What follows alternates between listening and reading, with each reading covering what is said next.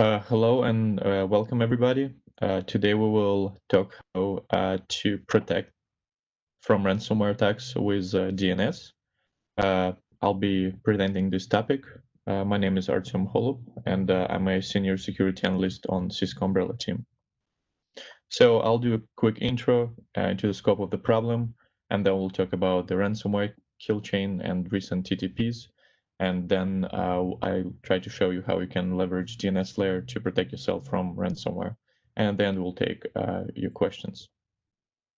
So Cisco Umbrella is a recursive DNS provider, and our view of the internet is quite unprecedented. We see about 200 billion requests per day coming from 100 million daily active users, including 18,000 enterprise customers in 190 countries worldwide. So based on all of this data, we design our detection algorithms and protections. My name is Artyom Holub. As I mentioned, I'm a senior security analyst at Cisco Umbrella. My main focus is threat hunting, designing detection algorithms, finding FPs, mitigating them, fighting FS, mitigating them, and also security data analysis. So let's talk about ransomware. Today, ransomware is a result of the multi-stage compromise. It's not coming as a standalone file in your mail spam or trying to being downloaded by something else. It's much more complicated these days. However, usually it still starts with the mail spam, but initial payload will be something like Emotet or any other loader, which will take the foothold of the system, disable the security controls, and download additional malware. Today, we see the trend that second stage malware is almost always information stealer. So companies who are behind malicious attacks using ransomware figure out that sometimes people take care of their data and they have all of the data stored somewhere securely, so encryption doesn't do much. But if they can extort money from the victim by having their data, they still can make some money. So after the data is stolen, we see third stage payload, which is usually ransomware. Depending on the target, they try to deploy it all across the network to get the maximum amount of infected computers, which can help maximize their ransom required to unlock them.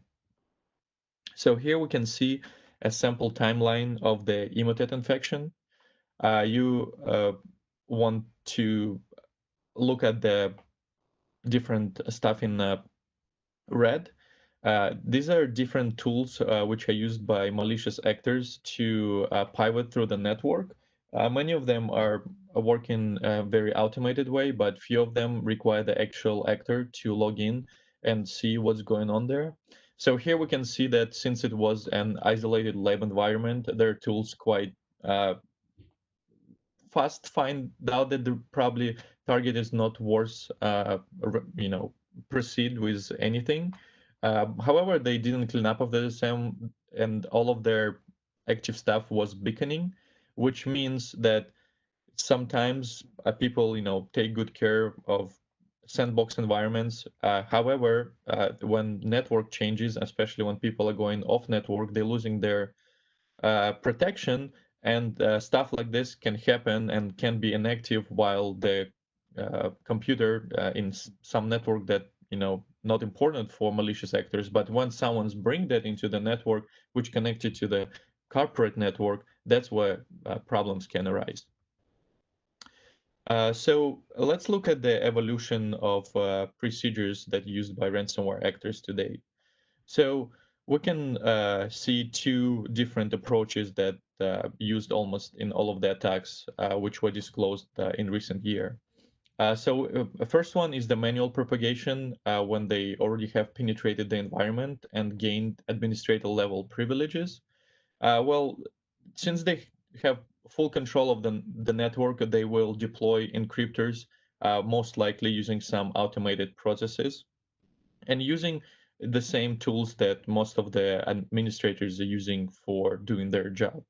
So in many cases, at this point, it's very hard to detect, and you most likely will have to deal with a ransomware infection. Automated propagation doesn't require manual labor from the actor.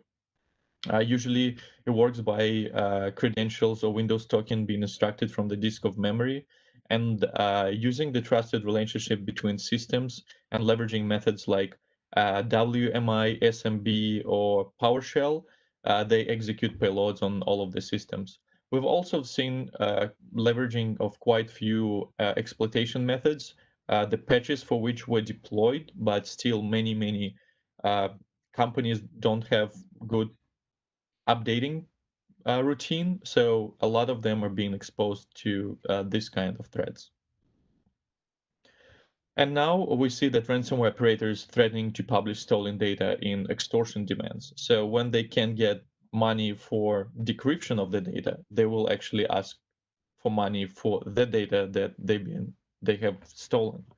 So here we can see a sample of stolen Allied Universal files posted online, some monolith files posted online. Soji no Kibi is another strain of the ransomware which followed the suit. I believe the first one, Maze ransomware, who start posting and publishing data they were able to steal from infected companies. And recently, uh, FBI sent out an alert which mentions that Prolog ransomware uh, also exfiltrates victims' data prior to encrypting files, once again proving uh, in the idea that now malicious actors want not just encrypt your data, but also steal your data to maximize their income. So what we can learn from the incidents is the challenges that most companies have what lead at some point to the infection. Those are complicated infrastructures without proper asset management. A lot of people don't keep a good track of what's being installed in their network, and that results in the gaps in the defenses because a lot of the implemented technologies are kind of being used to close the very specific holes. However, they don't correlate together, and one of them fails. Other uh, tools can't really pick up what's failed, and that results in exposure to the threat like ransomware. Also, in many cases, we've seen that people have the alerts, but they don't really have any actionable intelligence, so they didn't know what to do. So stuff like that is what leads to ransomware infections. So we're trying to mitigate that by employing the DNS layer as one of the layers to protect you from that. It helps to automate a lot of the protection tools which require uh, administrator or a security professional to deploy in your network. But with Umbrella, we can do it like much easier. We do that job for you. You just point your DNS traffic to us. So let's see how we work, right? As I've mentioned, we are recursive DNS, so any device is going to us, and then we forward the request to the authoritative DNS and getting the request from there and going downstream to the device that requested that domain. So we have the advantage to work on kind of both sides of the protection. We can control traffic that's going between us and the authoritative DNS server and between us and the device requesting our data. So that we use user request patterns to detect compromised systems, detect command control callbacks, design newly seen domains, and algorithms like that. On the authoritative DNS logs parts, we work with PDNS data, we find newly staged infrastructures, we identify bulletproof hostings, and we identify the whole chunks of the known domains and IPs that we can preventively block before anything bad actually happens. So in this webinar, I'd like to talk three mechanisms that we are employing to protect our customers using the data that we are getting. So first of all is identifying and block bulletproof hosting infrastructures. Those are that specifically set up to carry out malicious actions. Those are not compromised systems. Well, sometimes part of them can be compromised, but the core of the bulletproof hosting infrastructure is the hoster that willingly serves malicious data and wouldn't take it down unless you have physically take down their servers. Second mechanic is leveraging global DNS data for early detection of unusual behavior of the domains without actually knowing what's happening, just by looking at stuff like traffic patterns, time series, and other identifiable information that we have within the domains.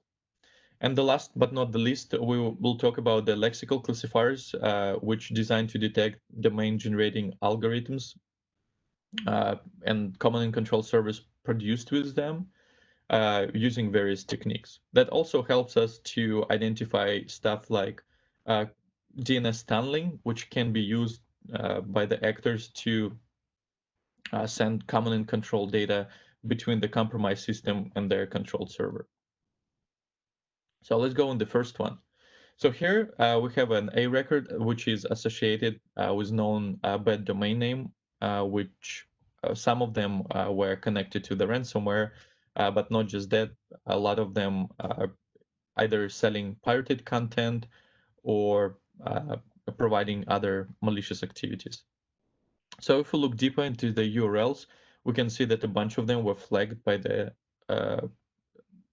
system that detects malicious content.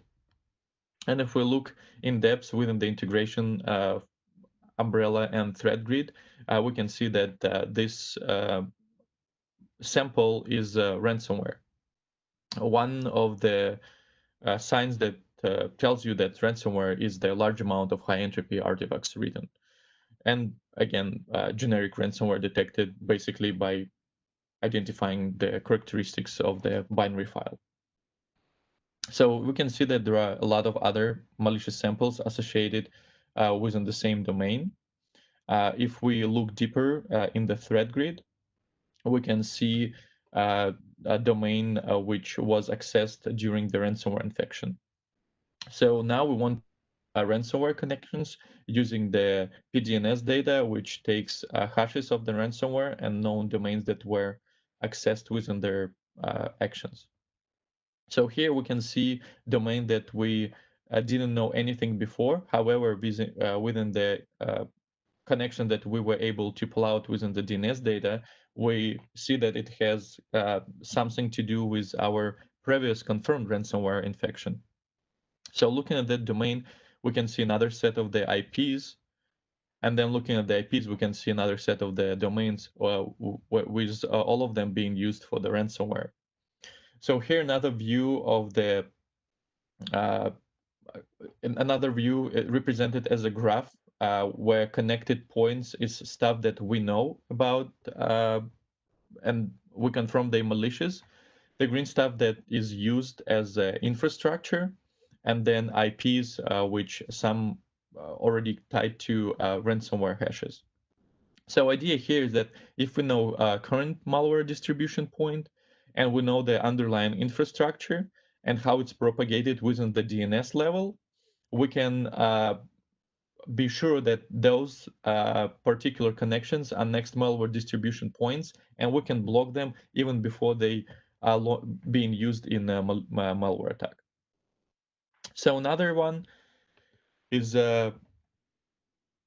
how we leverage our global DNS data to early flag domains and then expect them deeper. So that's more of a behavioralistical analysis of the domain names and infrastructure, underlying infrastructure. So one great thing that we designed for early detection of all of the anomalies is a category which called newly seen domains.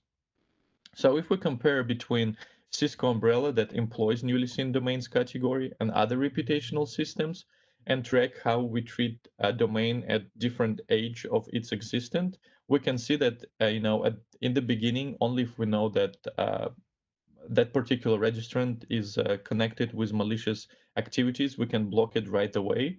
However, with GDPR in place and people using stolen credentials, that becomes less and less effective, but still helps us to do some early detection. So at this point, when attacker registered domain, none of the systems think that it is a threat. However, when domain first time being resolved by our system, which can happen if any user, free or paid, requests the domain, every minute we sample from our streaming DNS logs. We check if the domain was seen before and if it's whitelisted.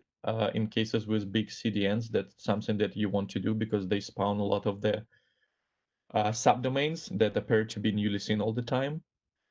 So if it doesn't pass any of these checks, we add it to the category, and within minutes, DNS resolvers propagate this new category to that domain, and it's being blocked for all of the customers that have this category block enabled.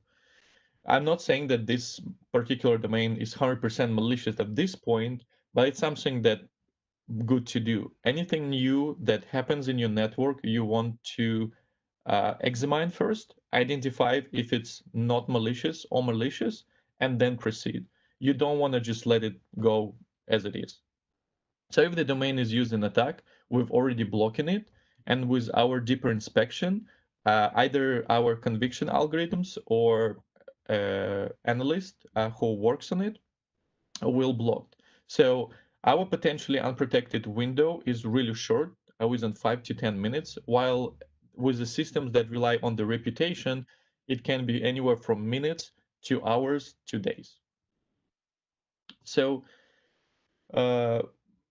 we have at least 24-hour advantage and to make a decision on what to do with that particular domain, while the regular reputational system doesn't provide any protection within this 24-hour period.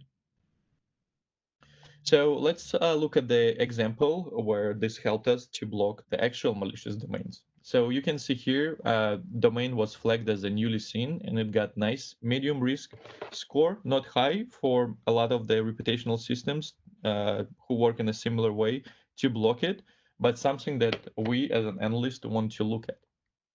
So after deeper inspection, our analysis concluded that this domain was distributing Volak malware. As you can see on VirusTotal, early detections were only 2 out of 79 vendors.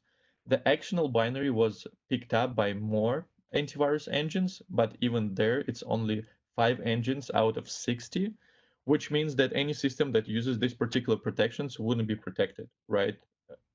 It can be stopped at different stages of the attack. But in many cases, if you rely just on one product, this kind of infections, just bypassing them and leading to ransomware infection.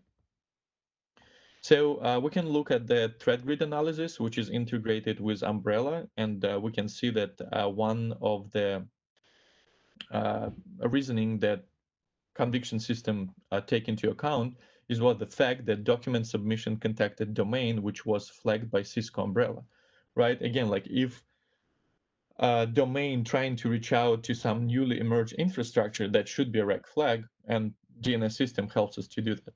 Well, actual binary also lead to Volak being detected, but again, recompilation or updating a bunch of models can throw off a lot of the systems that rely on this kind of detection and let it still happen. So another classifier that we use for the early detection of unusual activity is a spike detection. So basically the pipeline takes into account domain history filter and domain records filter. That's how we know that there was a particular historical associated activity, and we can whitelist a certain part of the domains. For the domains that don't pass the checks, we using training sets and random forest for identification. It's really good in identifying stuff like mail spam domains, exploit kit domains, phishing domains, and fast flags command and control servers. So here we can see that domain suddenly spiked. It was flagged by the spike detector, which also said that it might be a fast flags domain. If we try to get the file from the domain, we can see that it's most likely weaponized Microsoft Office document, which is used quite often by malicious actors who are leveraging emotet infection. So With the document, because it has a bunch of embedded VBA to extract malicious information and then proceed with probably like PowerShell, a lot of the antivirus engines are pretty good in identifying it. So it's good. Sandboxes are good in identifying it as well. This particular one is AnyRun. They have a free plan, so anyone can play with it and see how some of the malware works. However, better malware have better detection of the sandboxing environment, and it might not run here. So on the bottom, we can see the URLs being requested with what kind of processes. As I've mentioned, PowerShell, you can see PowerShell is already involved, probably getting part of the payload. And also we can see that the tracker is pretty good at picking up the family, which is Emotet. This is analysis of the same document from the thread grid. Again, we can see that one of the reasoning why it's malicious is that domain flagged by CISCO umbrella downloaded at PE. So again, like the early detection, the spike in domains was trying to download additional PE. That's a red flag. And that's how we can know that most likely not just the domain malicious, but also the content is malicious. Here is another example where spike detector detected the domain, but in this case it was hosting Emotet payload. And here is another domain within the same Emotet campaign. Here you can clearly see the spike coming out of nowhere. So let's look at the actual Emotet payload, which is being accessed within the second stage of the infection chain. And in this case, the early detection is very low. Even so, Emotet have been around for a few years now. People behind Emotet are consistently working on, repacking it, adding more evasion, and a lot of the engines at first fail when they analyzing something that pretty well known. Again, if you don't have that intelligence which helps you to block the domains where this content was derived from, the endpoint protection might not help you if you use one of the engines which were not able to identify it on the fly. However, sandboxes are really good with payloads, and in this case, we can see that ET policy flagged not just potentially bad traffic, but also Trojan traffic as well. So the last but not the least are the lexical classifiers, which help us to detect domain generating algorithms, which produce command and control servers. And they are often used to communicate during the infection. So we'll talk a few different techniques, and I'll show you a few examples. So, n-gram analysis is not something new. It's been around for years. Basically want to ask or get the answers to the questions like, do sets of adjacent letters match normal language patterns, or are they abnormal, and what we can derive from the abnormality? Can we get any kind of the algorithm that might produce this particular string? It's easier when we work with a particular binary because in many ways you can, in many cases, you can reverse engineer the domain generating algorithm, and then you can just find the seed and use the seed to pre-produce the domains that most likely will be malicious. Also, entropy analysis helps. Again, it answers the question is like, does the probability distribution of letters appear as random? If you're a human, probably it's hard for you to go to something like gmcdqf.org because it's something hard to remember and it's not easy readable for people. So most of the domains are much more likely to be domain produced than others. So here's an example where our product happened to stop a global cyber attack just based on the heuristic that we embedded into our resolution logic. It was the case with a now well famous WannaCry example. on the bottom, we see that query volume to the domain before Marcus Hutchison actually registered domain, which was a kill switch. However, our system was designed in the way that we block that domain the first time we see it, because we actually block it and we don't return an X answer, which is a non-existent domain, which it was at that time before malware techbloit registered domain. However, uh, since we accounted for this kind of command and control communication, we actually block it and returning the IP of the block, which for the malware looked like the domain was already registered. So all of our customers were protected from the beginning. So other things that we want to take in account when we look for the cover channels or command and control on a wire, we are interested in lexical features of the subdomains because subdomains will be usually the one that contain the payload of the message. We're also interested in the features, which are the number of subdomains, the existence of particular trigrams, and compressibility of the feature sets.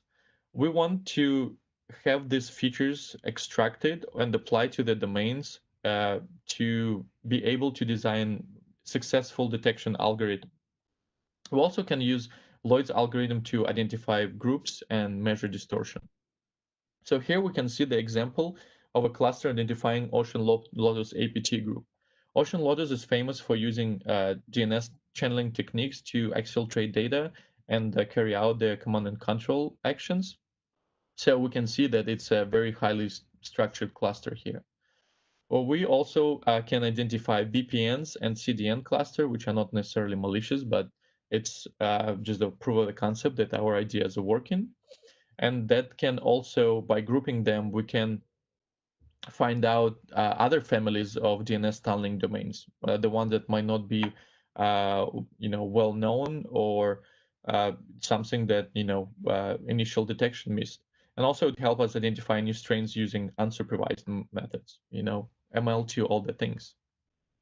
So with this in mind, we can use DNS layer as added layer of protection for ransomware infections, because we can protect at all of the state. Well, DNS is involved in almost all of the stages of the infection. So if we cut off at any stage, either it is initial access, the propagation within the network, downloading new tools, or exfiltrating data, or getting command and control callback, will help to, in many cases, protect from any kind of the infection, but also to detect the ongoing infection and to help to remediate during the infection.